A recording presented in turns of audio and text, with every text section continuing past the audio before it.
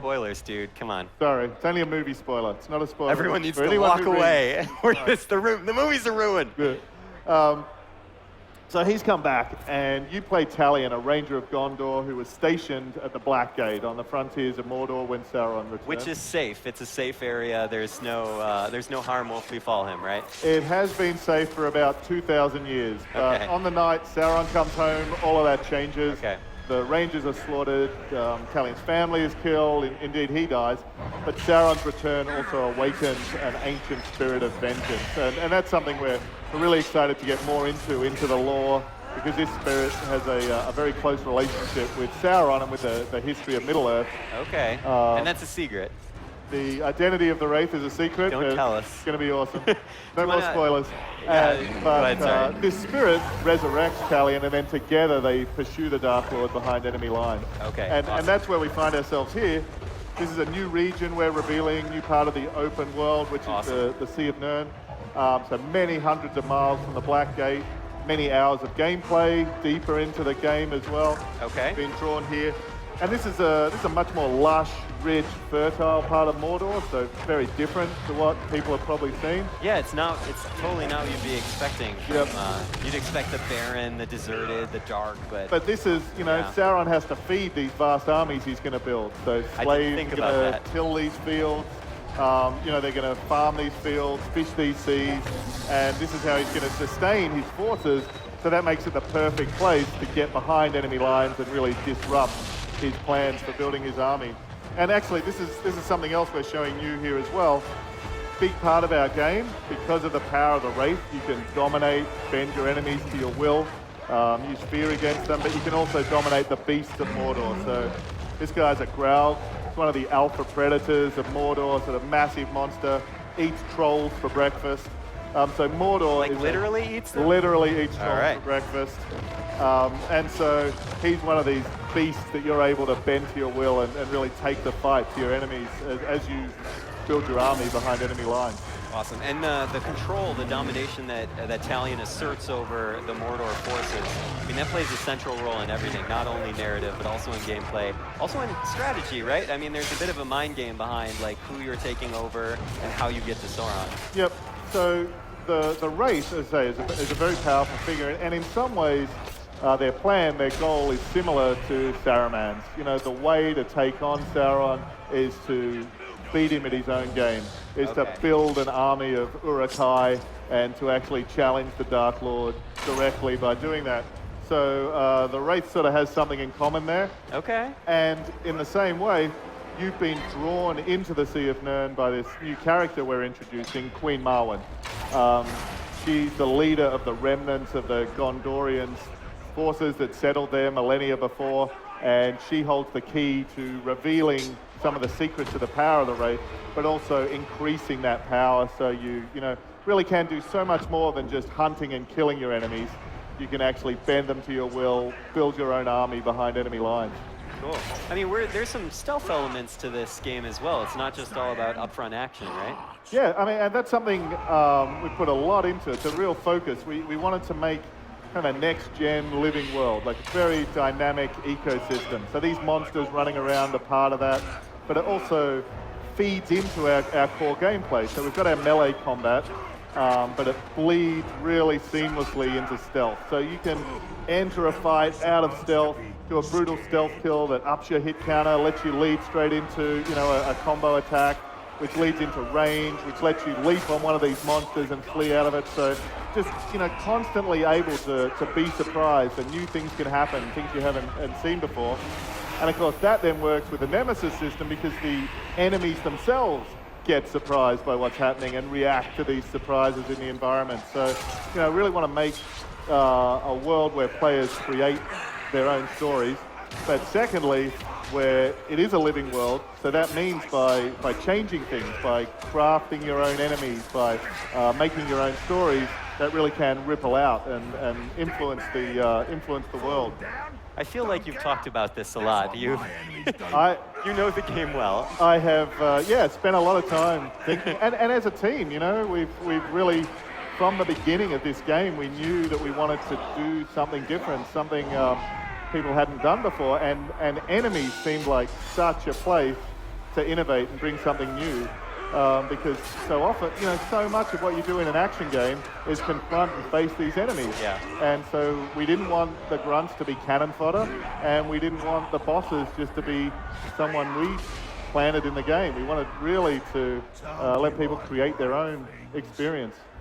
And so do you want to actually give our audience like a little bit of an insight into the Nemesis system, just in case, because you guys just released a trailer for that recently, right? Yep. Do you want to maybe go into a little bit more detail about how it works? Yeah, absolutely. I mean, one of the great things with the Nemesis system, and this is what we're seeing at E3, we can talk about it till we're blue in the face, but... So let's do that. Yeah, exactly. Blue is our color. It's when people, blue in the face, that's also what the race domination does, so that's very appropriate.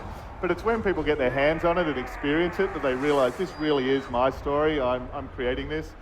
But basically, the core things about how it works, one is any enemy in the world can make his way up from being a lowly grunt, you know, a guard, a guy who's out on patrol, a guy who's beating on slaves.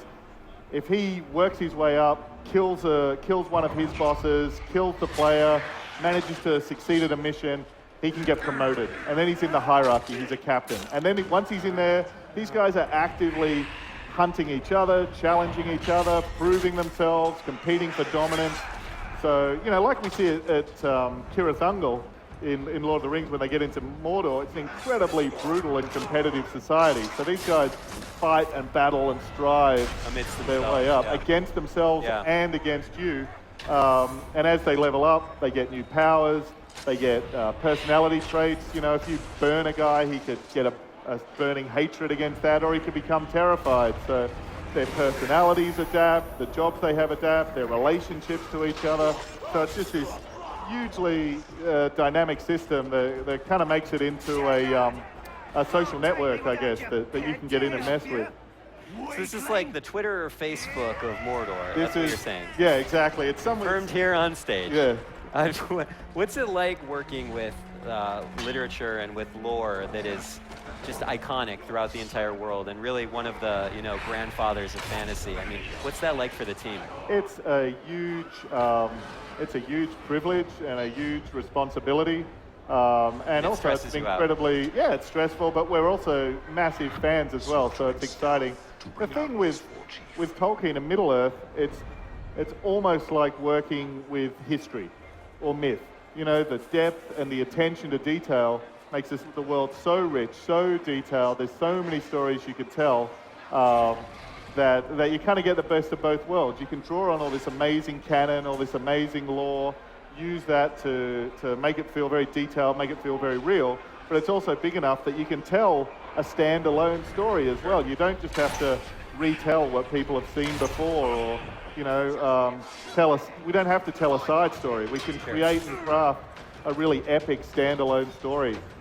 And I like that you guys have kind of embraced the challenge of telling your own story. I mean, obviously you have a framework to work with and a lot of lore to tap into.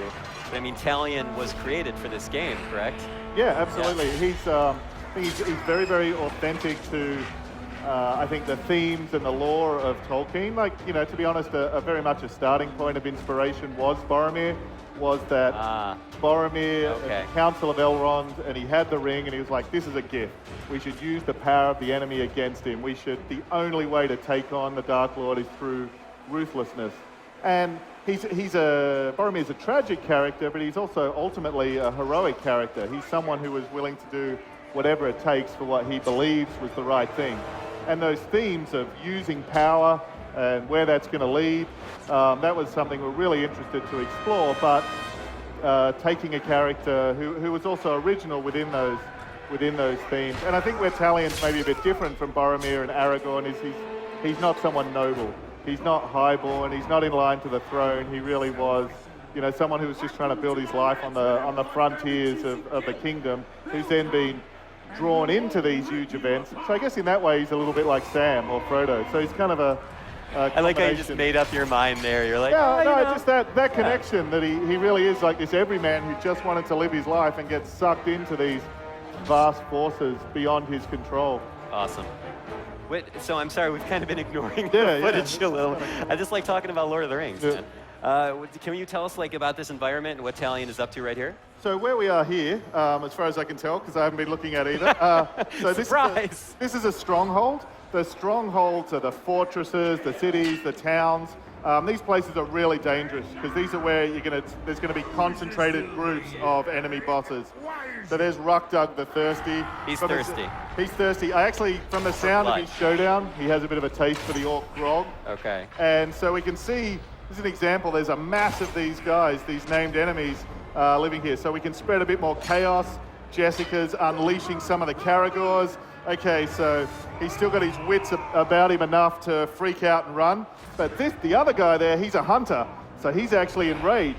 So we can see the environment's changing up. That's influencing one guy to flee for his life. Another guy's actually going to fight harder. So you can create all this chaos in the environment, and there's a lot of different ways that can obviously play out. But then, however these guys survive, so if he gets enraged because he's seen the Caragor, manages to take you down, he's going to remember that, be more powerful next time.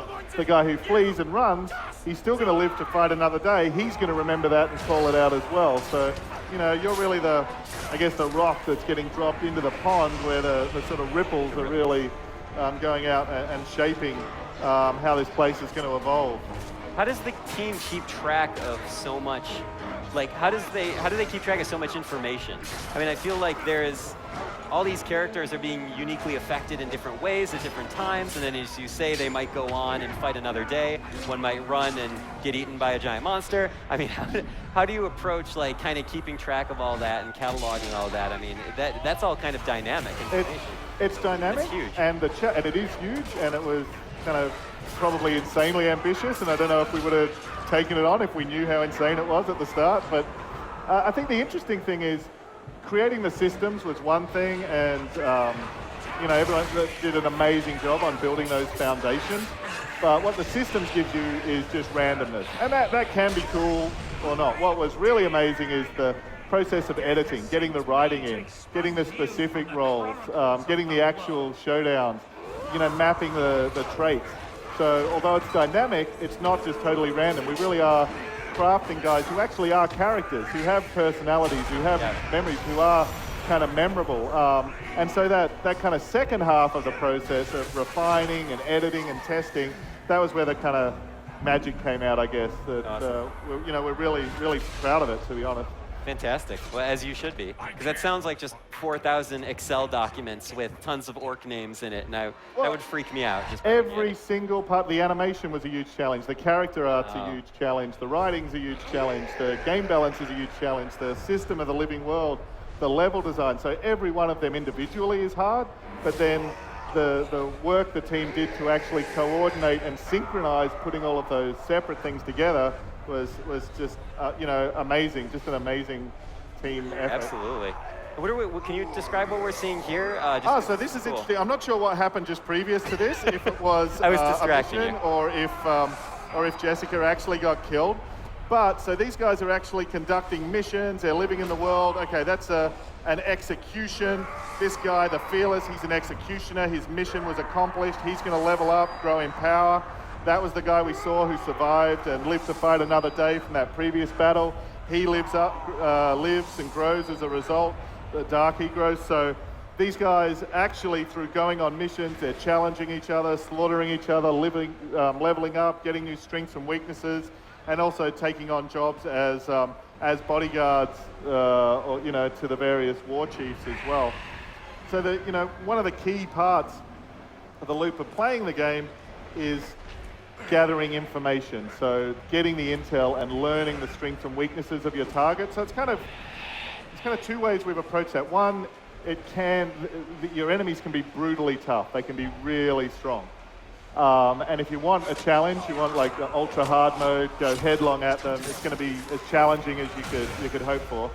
But if you invest the time, gather the intel, learn their strengths and weaknesses, there's always a way to take them down as well. So, it's really important to support that sort of different spectrum of how people want to be able to play as well. So it sounds like your design team kind of enabled a lot of different types of players to play this game. I mean, it's not really for one specific type of action or RPG fan. I mean, it kind of can be molded into a way that they want to play. Yeah, and that's the spectrum. And again, you know, that's a lot of just usability testing and a huge amount of feedback. But I think, you know, really at heart, we're an action game, so we really wanted to support that as the core pillar. Of course. We wanted to have it be challenging as well, because it's only meaningful to take down these nemesis enemies if they can be very powerful. So we needed to make them hard, but then we also wanted to reward people for, you know, gathering the information and playing and planning as well. So it really does, you know, support that spectrum of different ways people want to play. You want to talk about some of the combat system that we have? Oh yeah, so this is great. So this guy, he's a nemesis enemy, named enemy. He's been weakened.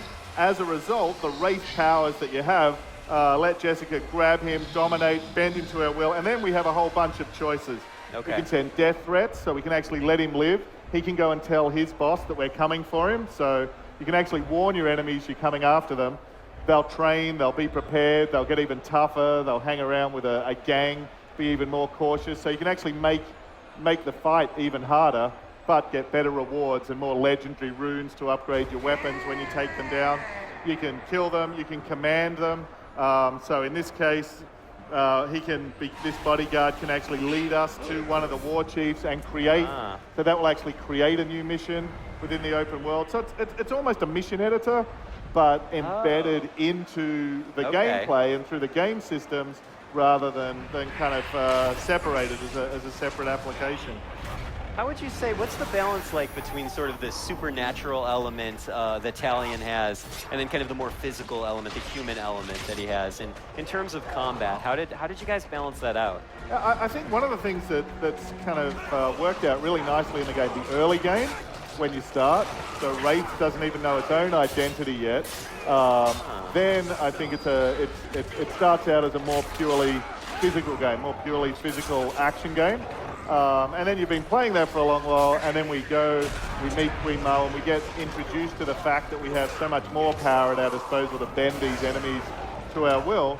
And it's almost like the second half of the game almost feels like the sequel to the first half, because you've had this kind of awesome action game, and then it really changes up a lot, and we open up a whole, you know, new spectrum of strategic opportunities and powers, and sort of grow that as well. So awesome. Well, I think we're almost out of time. In Middle-earth's Shadow of Mordor, you are Talion, a ranger of Gondor and a guardian of the Black Gates, until the night Sauron and his Black captains return to Mordor, killing everyone you've ever loved and leaving you for dead. This walkthrough takes place several hours into the game and focuses on the Nemesis system, a next-gen living world which creates unique personal enemies on every playthrough. In this instance, Talion's mission is to kill the Uruk war chief Orthog. And in order to get to him, Talion is going to hunt down one of his henchmen, an Uruk captain called Ratbag, who Talion has tracked to this village. Like every enemy you face in the Nemesis system, Ratbag and Orthog are completely unique to this gameplay instance. There are no generic canned enemies. Within this dynamic living world, every interaction between Talion and his enemies has a direct effect on Uruk society. Ratbag has already met Talion and survived, and his unique personality has evolved to shape this gameplay encounter. He's now been promoted to a new job as a slaver, which is why we can find him in this village persecuting the humans below. Talion's quest for vengeance is aided by a mysterious undying spirit, a wraith. This wraith transforms Talion and gives him the power to pursue his enemies into Mordor, and it enables him to move between the physical world and the wraith world. In the wraith world, Talion can identify his enemies, such as Ratbag, and return to the real world to confront them. Grave Walker! You left my master to burn, so I'm gonna cut you slow and savor every twitch.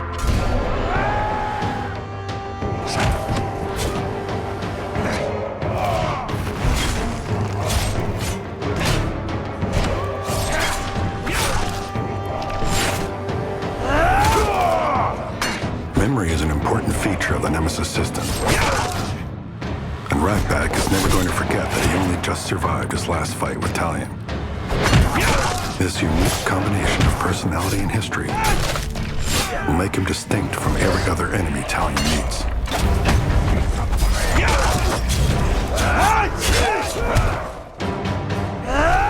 Ratbag's a coward at heart, and he's going to run as soon as the odds turn against him. Master, help me! Again, Talion can put his Wraith powers to use.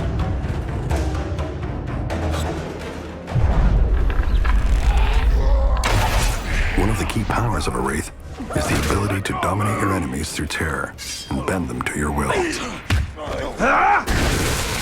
You will obey. Now Ratbag is Talion's minion. He can be ordered to spy and feed back information, to spread terror by carrying the message of what he's witnessed here to build Talion's legend among Sauron's forces, or to be sent on a mission to assassinate his leader. Each choice creates a unique mission in the open world of Mordor.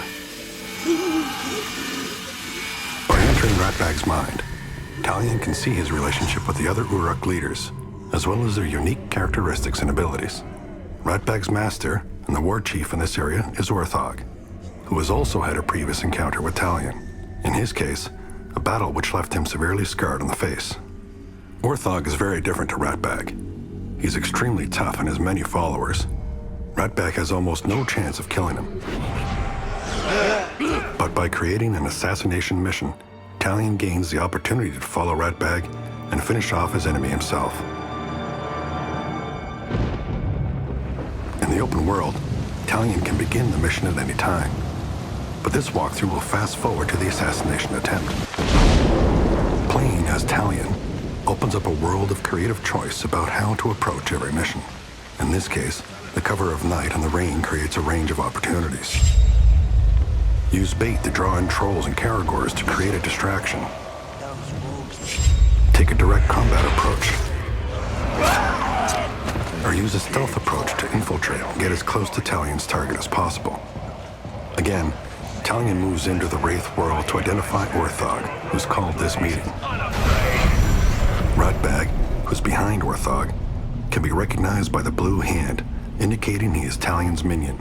We can also see Ratbag's supporters, who can be recognized by white hands. Since Talion now dominates Ratbag, he also controls his followers, allowing Talion to build his forces behind enemy lines. For additional fire support, Talion's going to dominate this archer. Each follower can be triggered individually as part of a more tactical approach, or all at once, to cause infighting and chaos. Will obey. A distraction, so Talion can finish off what Ratbag starts. We're going to kill! He's betrayed us! Ratbag's attack severely damages Orthog, and although he has survived, Talion now has a major advantage going into battle. That shuts you up.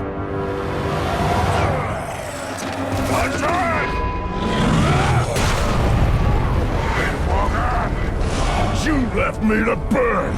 I'm gonna make you pay for that! Through the Nemesis system, Orthog remembers his previous encounter with Talion, making this battle both unique and personal. You burn my face, but I will burn your corpse!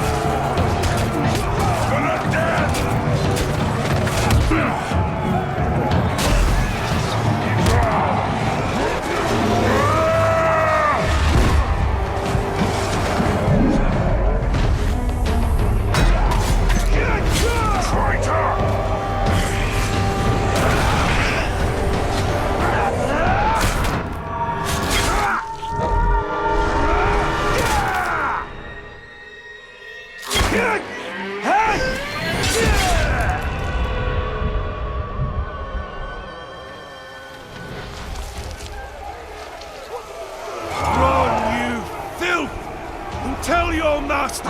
I am coming! Yes. Let them carry word back to Sauron. When he comes for us, our pawns will be in place. And all Mordor will burn.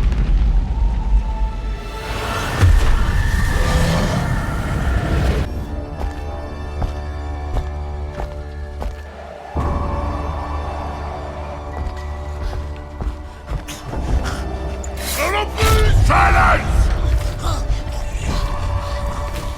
He has left his mark on you, as I left mine on the ones he loved. Where is he? I thirst for slaughter. He thirsts for the same thing as you. Keeps rising from the grave with the spirit that burns inside him. Drinks deep with slaughter. Yes. Moves like a ghost. Smiles like a devil.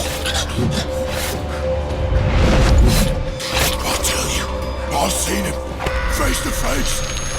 He told me to tell you you're next. You would do his bidding. You will do. Brave Walker! Enough of your games! Show yourself and I will kill you! I wish you could.